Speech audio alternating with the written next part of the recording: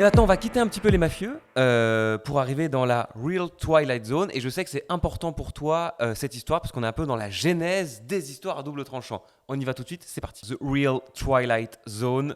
Mais qu'est-ce que c'est? Quand on en avait parlé, je me dis c'est un hommage au maître.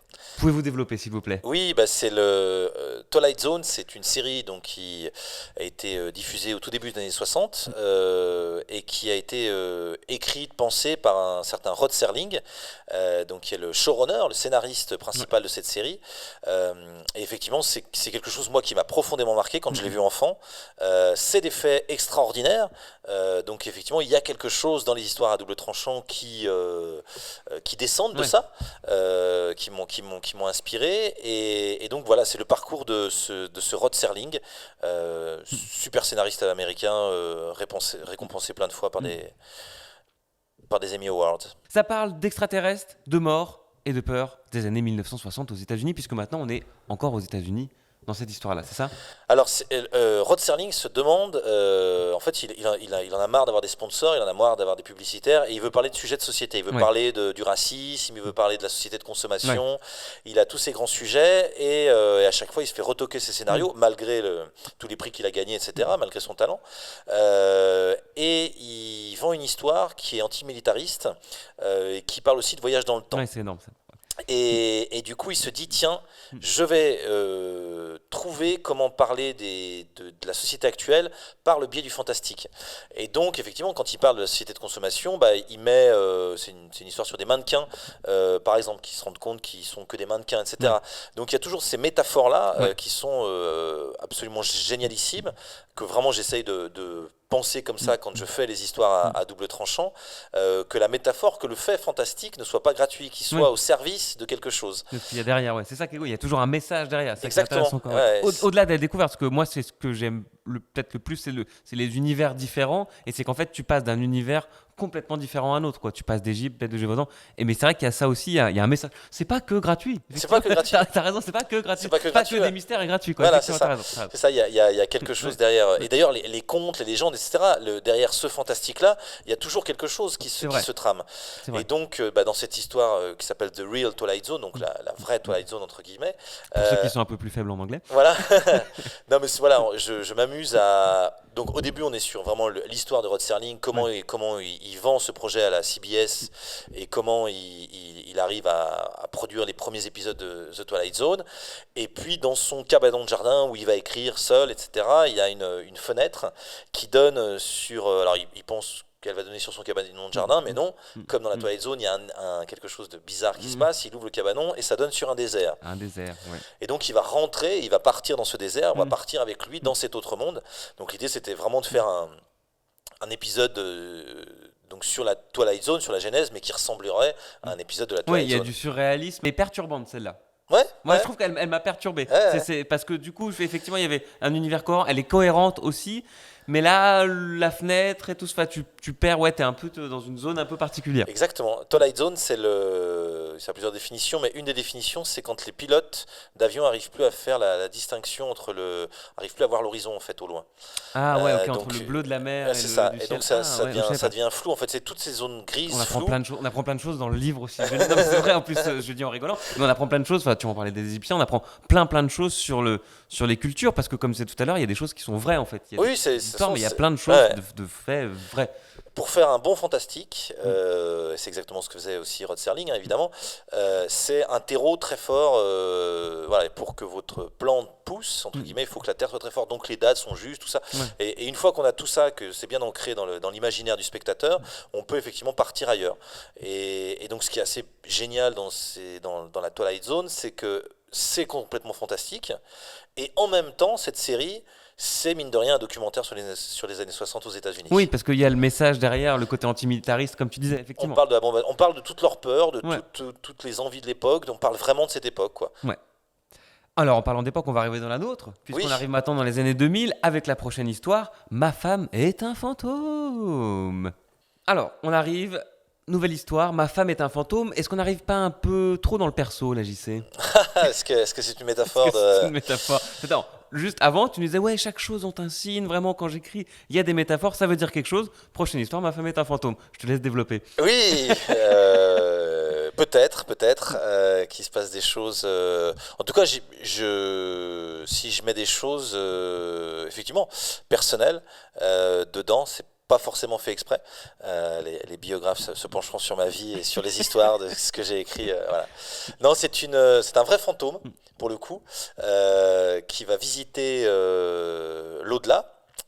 Et qui revient et qui peut revivre dans un autre corps à condition que son mari se fasse aimer par une autre femme et qu'il la tue. Mais en fait, s'il y a une métaphore, en tout cas, effectivement, c'est aussi un homme qui hésite entre deux femmes. Oui. Voilà. On peut parler de ça. Ouais, comme tu veux. Rien Peut-être de. qu'on peut baisser un petit peu le son comme Non, ça. non, mais. Alors Jean-Christophe. Oui.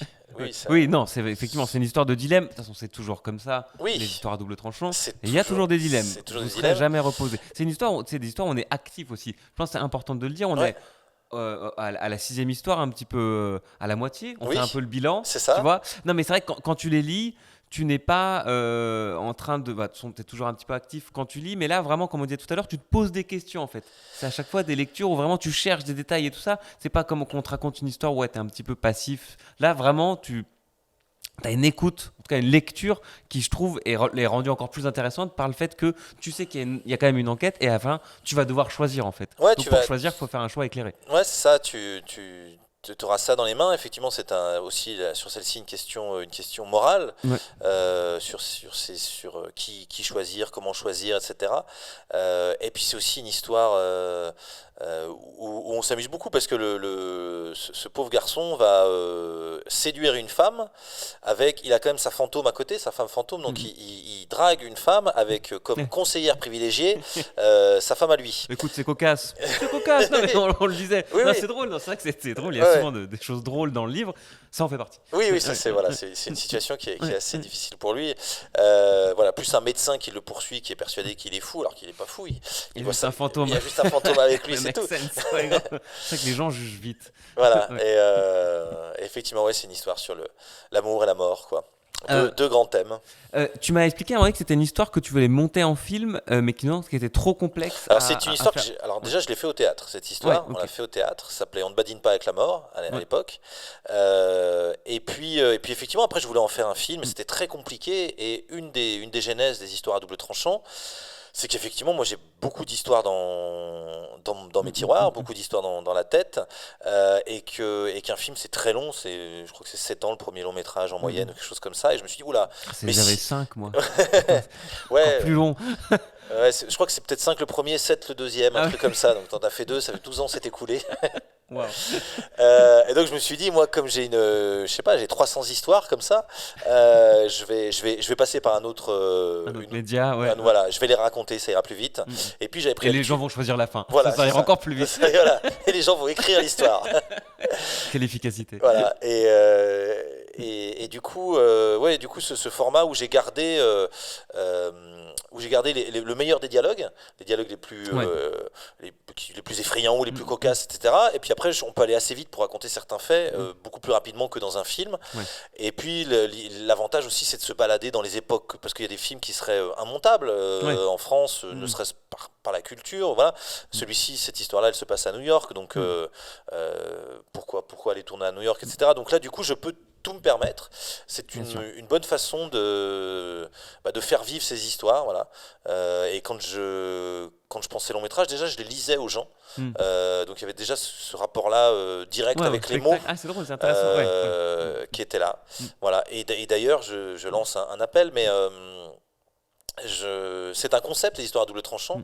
Là, j'ai écrit les premières, mais pourquoi pas, avec plaisir, écrire avec d'autres. Il faut des faits extraordinaires. Toi qui regardes. du quelque chose de fantastique, quelque chose qui nous sort de l'ordinaire. Cette question à double tranchant. Un peu d'humour. Il y a souvent une scène un peu olé olé. On n'a pas trop parlé, mais il y a souvent ça. Il y a souvent une petite scène, plutôt drôle d'ailleurs qu'érotique, mais mais on est un peu moustillé, quoi. T'es dans ton enquête et tout d'un coup, putain, il se passe quelque chose. Est-ce que tu dois être toujours aussi attentif ou est-ce que ton esprit part et tout? C'est intéressant. C'est pour perturber. C'est ça. Une fois qu'il y a tous ces ingrédients, y compris ce petit sel, quand il s'y prête, il y a des histoires qui l'ont pas quand même. Mais voilà, ça peut faire une histoire à double tranchant. Donc moi, je serais ravi d'écrire avec d'autres Ouais.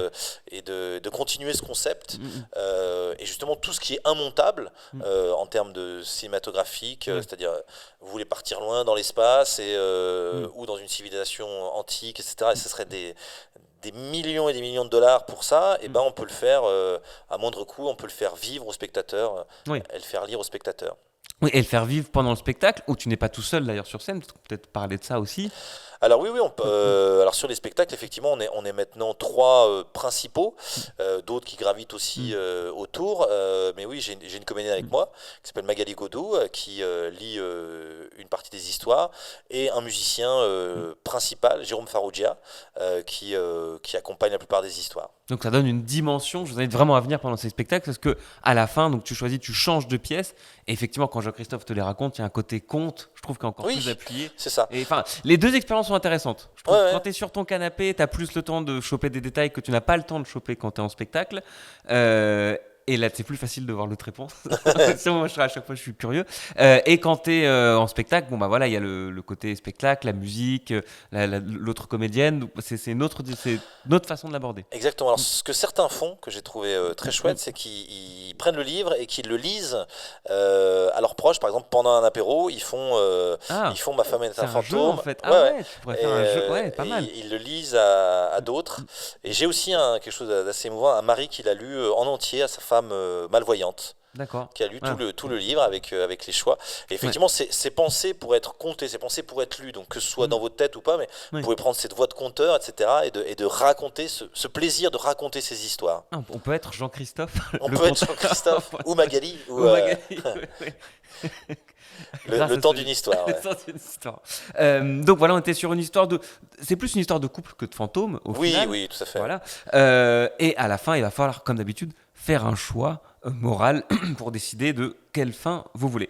Espion astral. Cette fois-ci, on est dans la conscience, on a des choses qui sont. Alors, c'est toujours une question de morale, on est toujours dans l'histoire extraordinaire et on a le choix à faire, mais cette fois-ci, c'est peut-être encore plus difficile parce que là, on est vraiment dans des choses. Donc, on est à notre époque actuelle, c'est peut-être Oui, peut-être ce qui est encore plus c'est une perturbant. histoire contemporaine. Ouais. Dans des histoires, pas loin des histoires qu'on appelle les EMI, donc les expériences de mort. Alors, EMI, c'est ça? ouais, Amy, c'est les expériences de mort imminente. Voilà. Là, c'est les voyages de la conscience, mais ça ressemble Ouais, un petit peu. ça ressemble un petit peu quand Ouais, même. Ouais. ouais, sauf que le voyage de la conscience, on n'est pas obligé d'être mort. Oui, C'est c'est quand plus même un pratique. avantage. J'étais parti dans le dark. C'est vrai. Effectivement, le voyage de la conscience, ce serait je ne bouge pas d'ici et mon esprit part et je pars par la fenêtre et je vais voir ce qui se passe dans les rues du 11e arrondissement et je peux te dire que dans la boulangerie de la rue machin, il se passe ça et que la boulangère a une boucle d'oreille, etc. Et Ils ont fait des expériences comme ça. alors, Ouais. il y a un centre en Suisse qui étudie ça, Ouais. qui essaie de l'étudier de manière scientifique, notamment avec un garçon qui déclare faire ses voyages. Et donc, ils lui font faire des tests, plein de tests différents, et ils corroborent avec est-ce que ça marche ou est-ce que ça marche pas, etc. Notamment le test de l'enveloppe, c'est-à-dire d'écrire un mot ou un nom dans une enveloppe, de la fermer et de demander à la personne de faire ce voyage de la conscience. Et les Et résultats. et les chiffres sont assez gros pour Ouais, que ce soit pas du hasard. c'est ça. Voilà, c'est perturbant, c'est perturbant. Et Ouais. donc, quand il y a un fait perturbant ou une légende, ça peut donner effectivement une histoire à double tranchant. Donc, je me suis emparé de ça. Moi, j'ai situé l'histoire entre le Canada et le Pakistan et je me suis posé cette question assez rigolote. Si les services d'espionnage s'emparaient de ça? Ouais. Voilà, parce que ça ferait quand même un espionnage absolument parfait. C'est-à-dire qu'on va dans le bureau dans lequel on veut aller, on va voir l'armée qu'on veut voir. Ouais. On n'est absolument pas vu, puisque c'est un Sans voyage. laisser de traces ni rien, parfait. Ouais. Ce serait une arme parfaite. Ouais. Et donc voilà, c'est une histoire avec un espion canadien qui a une mission au Pakistan, qui est mis sur le banc de touche, les services pakistanais découvrent que c'est un espion. C'est ce qui peut arriver de pire dans ce métier. Et donc il est renvoyé au Canada. Manu Militari. Exactement. Et donc il est mis sur la touche par les services d'espionnage canadiens. Il partira plus jamais en mission. Il est fini. Over. Voilà. Et donc on l'envoie aux archives et lui il pense qu'il n'est pas encore fini. Et donc il va trouver une jeune femme un peu débranchée qui fait ses voyages de la conscience et il va essayer de tester, voir si c'est vrai. Et il va se dire mais voilà une arme d'espionnage absolument géniale et je vais prouver à mes supérieurs que je suis encore dans le coup. Ouais. Revenge. Ouais, exactement. Pourquoi je commande tout en anglais? C'est pour mettre. Mais ça se passe au Canada, anglo-saxon, donc voilà, c'est tout à fait cohérent. Tout à fait cohérent. Donc la revanche, et il utilise ça, et alors il va utiliser cette jeune fille. Et c'est quoi la question morale à la fin? C'est un petit peu sur la vengeance, où en fait à la fin ils sont, ça révèle rien de l'histoire, mais en fait ils sont un peu coincés entre le Canada et le Pakistan, donc ça va être un choix de pays, de la nouveauté ou revenir à leur pays d'origine, quoi. C'est ça, toujours le sens que tu mets derrière. Est-ce que j'explore de nouvelles frontières ou pas? Est-ce que tu as une préférence, toi, à chaque fois pour certaines réponses?